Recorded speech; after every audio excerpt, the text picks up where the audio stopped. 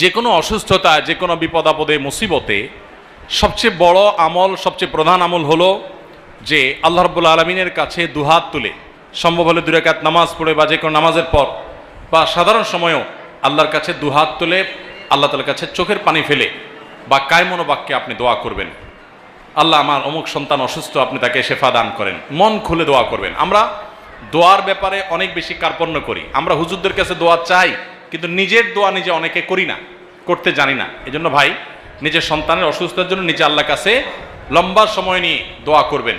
দোয়া করতে কোনো মায়ের পেঁচালা শব্দ লাগে না। আমরা মনে করি হুজুররা কত মায়ের পেঁচ দিয়া, সুটটুট দিয়া, কবিতা ছন্দ গাইয়া টাইয়া দোয়া করে বোধহয়।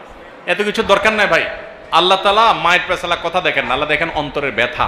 আপনি আল্লাহর কাছে আল্লাহর প্রশংসা করে, নবী সাল্লাল্লাহু আলাইহি ওয়াসাল্লাম দুরূদ প্রেরণ করে দুহাত ধরে সাদা মাঠা ভাবে বলেন, আল্লাহ আমার মেয়েটাকে সুস্থ করে দেন।